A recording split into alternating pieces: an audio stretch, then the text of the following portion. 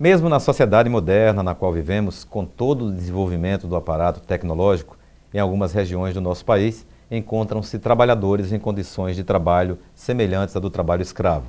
Para falar conosco sobre o assunto, nós convidamos o Procurador do Trabalho, aqui da Procuradoria Regional do Trabalho do Rio Grande do Norte, Rosivaldo da Cunha Oliveira. Doutor Rosivaldo, é uma satisfação recebê-lo aqui no nosso programa Justiça e Trabalho para falar de um tema tão importante e tão recorrente para a nossa sociedade. Prazer do Ministério Público do Trabalho e meu, pessoalmente.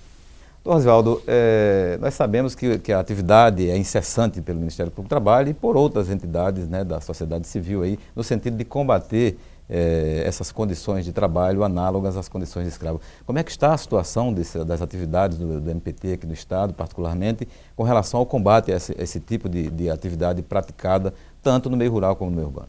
Certo. O Ministério Público do Trabalho tem uma coordenadoria nacional, né, a CONAET, e localmente eu sou representante regional dessa coordenadoria, né? E, graças a Deus, aqui no nosso estado, nos últimos 2 anos, não tivemos nenhuma ocorrência de trabalho análogo a de escravo, né? E é importante frisar que o que vem a ser o trabalho análogo de escravo, né? A lei informa que o trabalho forçado, o trabalho em condições degradantes, as jornadas exaustivas e também o trabalho que limita a locomoção do empregado em razão de dívida com o empregador. Recentemente, no ano passado, tivemos um fato histórico, que foi o trabalho escravo urbano ultrapassar o trabalho escravo rural. O número de resgatados, o ano passado tivemos 2.083 trabalhadores resgatados em todo o país, e destes 1.068 estavam em áreas urbanas, principalmente em construção, na área de construção civil. Eles estavam trabalhando jornadas exaustivas, as condições de alojamento precárias, e aí foi identificado e foram resgatados. Pois é, essa é uma condição que muitas pessoas não pensam ainda, que o trabalho, quando se fala em trabalho escravo, ainda é aquele trabalho de Casa Grande e senzala, ou ainda existe a senzala dos negros ali, dos escravos, na época da colonização do país. Mas, na verdade, esse trabalho em condições análogas de escravo hoje se manifesta de outra maneira, né? É possível nós encontrarmos.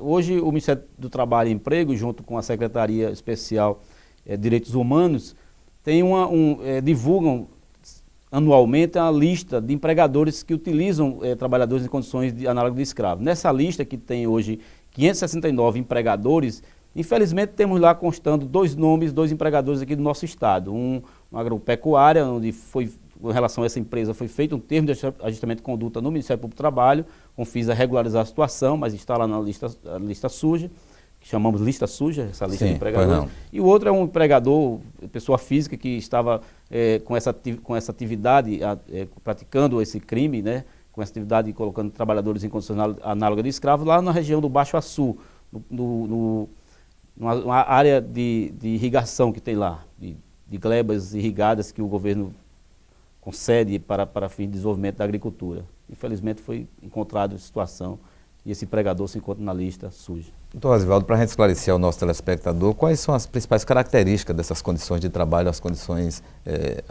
análogas de trabalho escravo, né? Quais são as principais características desse tipo de exploração do ser humano?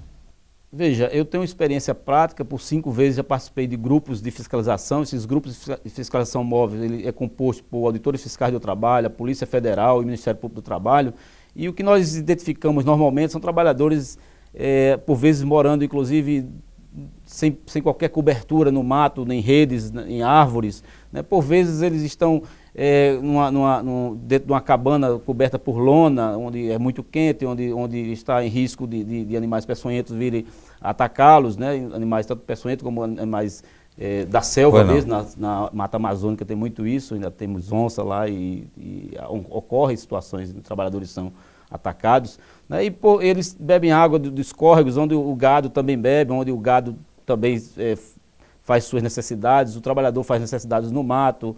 Eles pagam pelas suas ferramentas de trabalho, pelos seus equipamentos de proteção. Eles se endividam quando vêm para aquelas fazendas, no caso, pagando já o seu transporte. Eles chegam endividados e não conseguem sair por conta das dívidas adquiridas. No meio urbano, temos uma incidência alta no ramo de confecções e no ramo da indústria da construção civil. Infelizmente, alguns trabalhadores são encontrados em péssimas condições de habitação e há situações onde eles trabalham uma jornada que chegam a 20 horas diárias.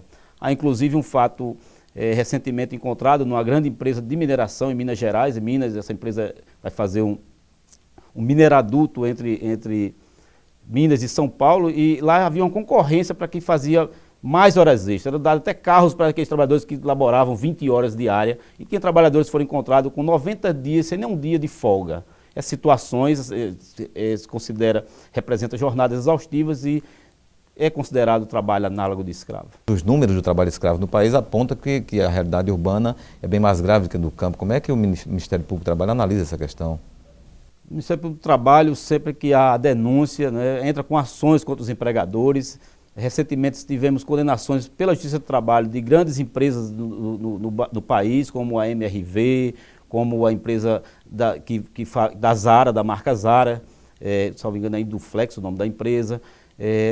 A CIA recentemente foi condenada também. Nós temos trabalhado incessantemente para coibir esse tipo de atividade, de abusos, né? Normalmente as empresas elas terceirizam a sua linha de produção e não estão ligadas em fiscalizar as condições que os empregados estão trabalhando, né? Ou seja, mesmo no mundo urbano, uma empresa num shopping pode estar praticando esse tipo de exploração, né? É possível, mas normalmente essa prática ela é relegada para a periferia, né? Pequenas fabriquetas estão fazendo aquele tecido, aquela peça de roupa que é vendida no shopping. Ela é feita ao custo de R$2, R$5 e vendida a 200, 500. O preço realmente é um absurdo, o preço pelo qual é pago pela peça feito nessas condições. Normalmente em São Paulo ocorre muito, e recentemente foram resgatados alguns peruanos, mas bolivianos. Acontece de trabalhadores virem de outros países para ser escravizados aqui no nosso país. Migram para o país e aí a oportunidade de trabalho que se apresenta é aquela, mesmo sendo Eles já vêm com a ilusão de uma melhoria da condição de vida, onde realmente vêm para serem explorados. E aí os oportunistas de plantão estão lá para... Sim, mas graças a Deus temos ainda no nosso país, né, órgãos que estão trabalhando diuturnamente com fins a coibir esse tipo de prática. Muito bem. Doutor Rosivaldo, quais as regiões do país onde se concentra mais trabalho escravo? Mas se o senhor puder responder no próximo bloco, nós vamos fazer um intervalo e voltamos dentro de instantes. Num minutinho nós voltamos.